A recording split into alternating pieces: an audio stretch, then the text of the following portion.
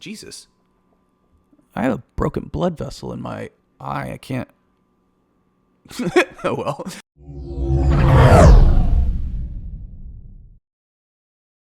What's going on, y'all? So, as usual, tons of crazy news dropped over the weekend. We had Kristi Noem go on to national TV and basically casually admit to committing crimes and ignoring court orders. And then we also got more news on one of these boat strikes that happened several months ago that the United States has been carrying out on innocent Venezuelan fishermen. So we're going to talk about both here. Before we do, make sure you like the video, subscribe to the channel, and leave me a comment to feed the algorithm. All right, let's get it. So let's start with Kristi Noem. So she goes on to, I guess this is Kristen Welker's show, and she gets asked about these, illegal deportations that the Trump administration has been doing, and we're going to see what she says here. Take a look. In a filing in federal court this week, the Justice Department said that when the administration was ordered back in March to stop sending detained migrants to a mega prison in El Salvador, you personally made the final call to continue the flights anyway. Is that correct? Do you acknowledge that? We have court filings going on and decisions that are going forward. I'll let them continue to play through that process. But did you make that call? I'm proud of President Trump and his leadership and the decisions that we have made. And the decisions that are made on deportations, where flights go and when they go, are my decision at the Department of Homeland Security. And we will continue to do the right thing and ensure that dangerous criminals are removed. So that you're saying that it was your decision. It sounds like the judge wanted to ensure that people were given due process. He said very clearly, quote, any plane containing these folks that is going to take off or is in the air needs to be returned to the United States. But those people need to be returned to the United States. However that's accomplished, I leave to you. But this is something that you need to make sure is complied with immediately. Did you defy the court's order, Madam Secretary?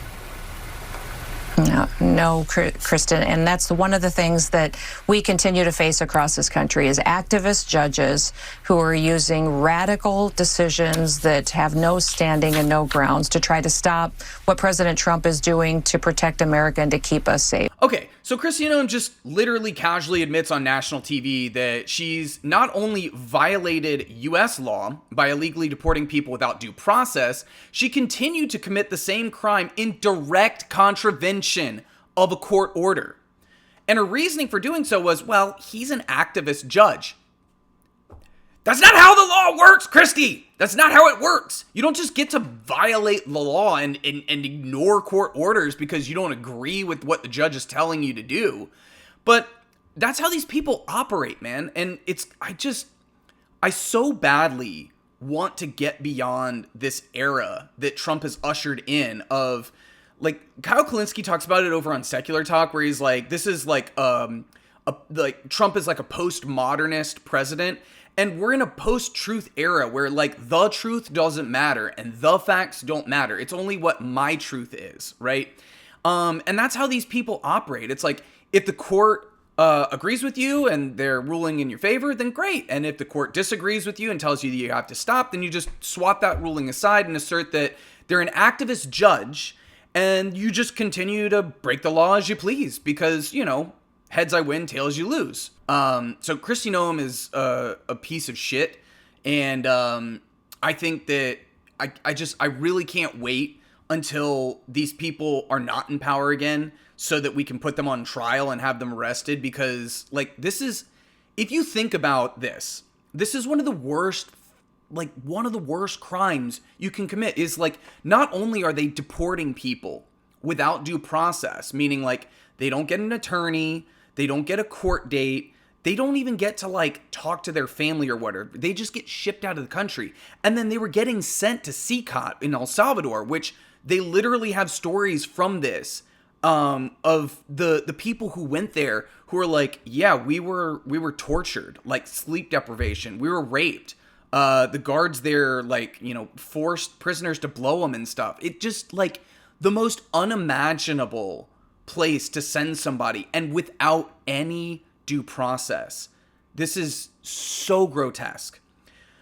But if you can believe it, it actually gets worse because Kristi Noem's not the only one of Trump's goons that was making the news and just flagrantly violating the law. So Pete Hegseth also made headlines for just like one of the most grotesque acts of terrorism that I've ever seen.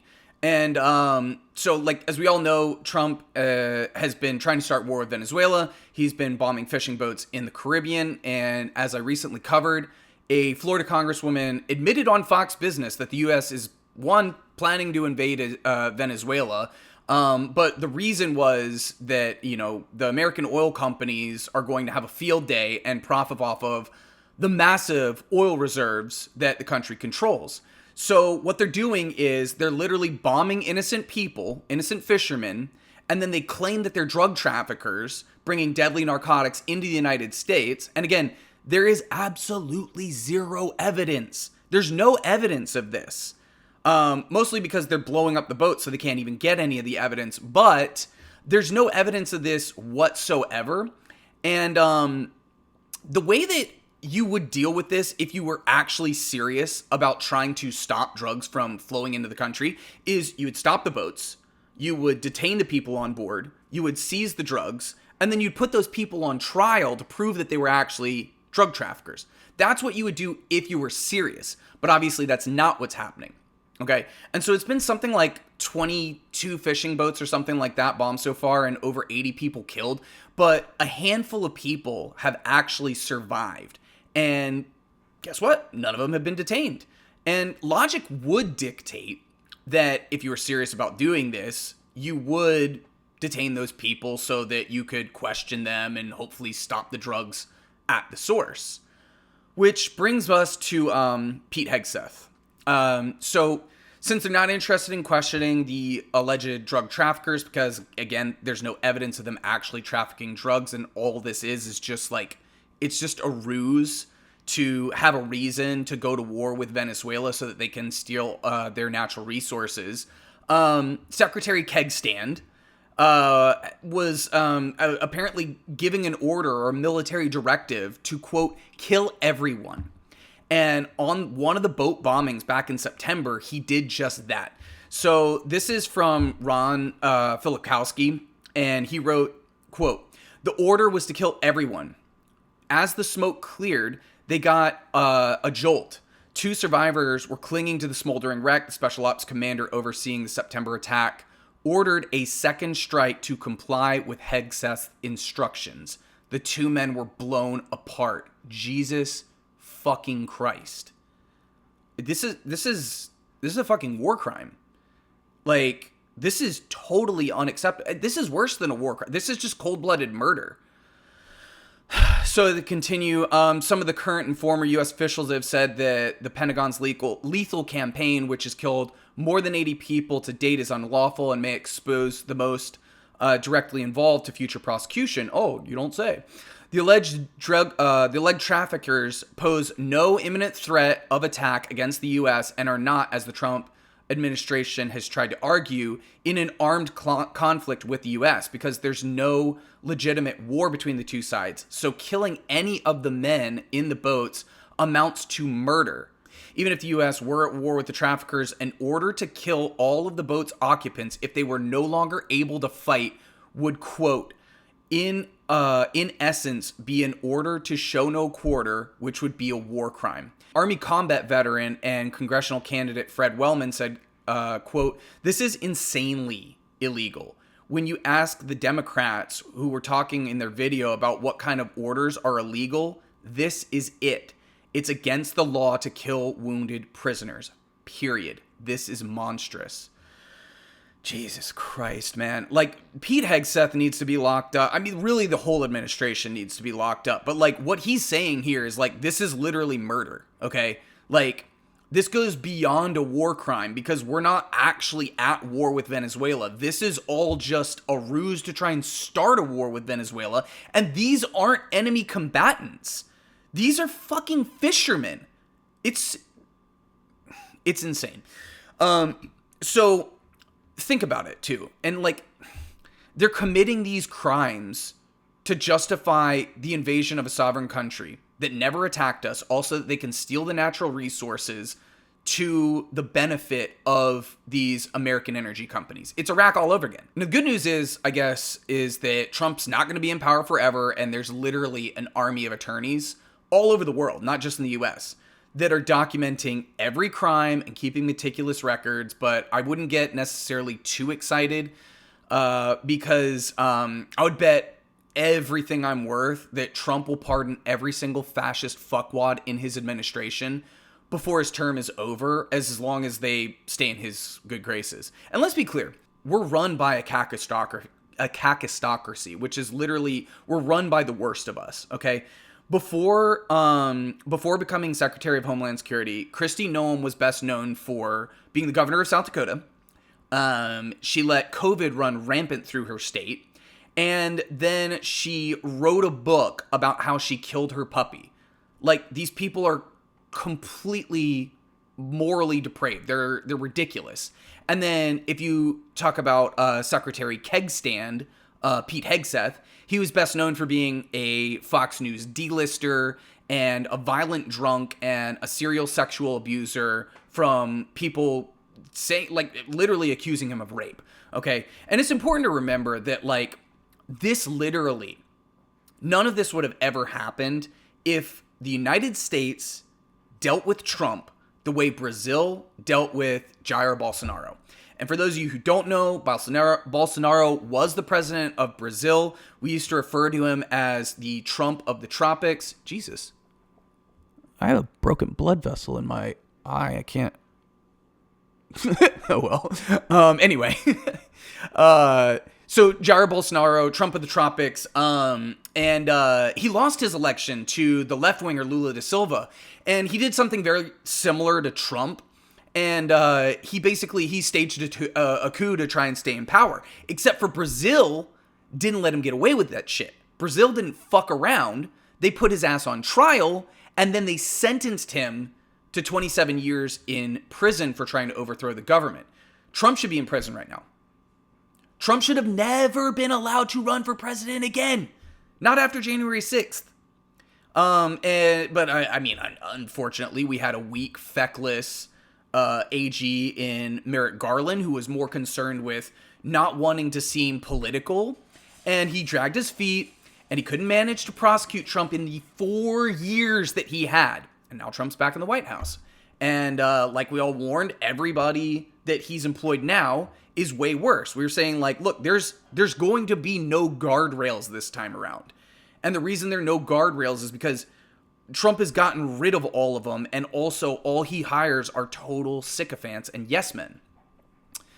But we need new leadership, man. We need bold, unapologetic leaders who aren't afraid to prosecute criminals, regardless of whether they're rich and powerful or their political opponents.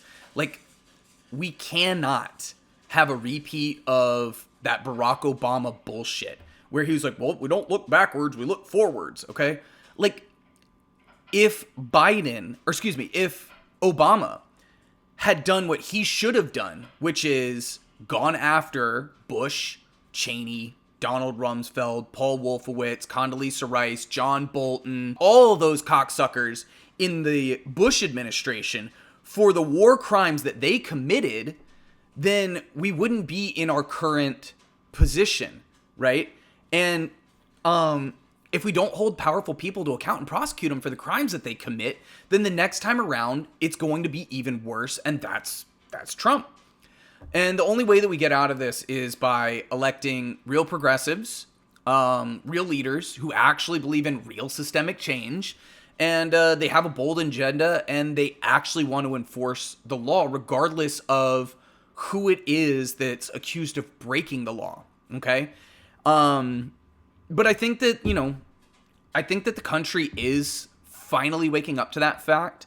And we're seeing that in the election with, progressive candidates like Zoran Mamdani winning in New York. And then you've got people like Graham Plattner and Afton Baines and Katabu Ghazaleh on the rise. And I think Afton Baines' election is actually today.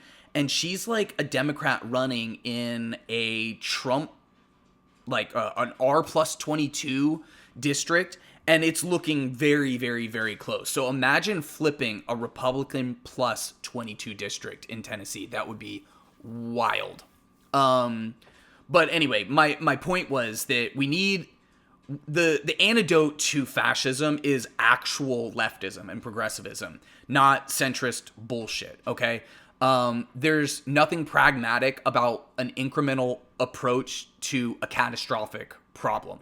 And the country has been circling the drain for a long time because the Democrats have continued on with this, like, we'll just go along to get along and we believe in bipartisanship. It's like you cannot meet fascists halfway and you have to present people with a real solution.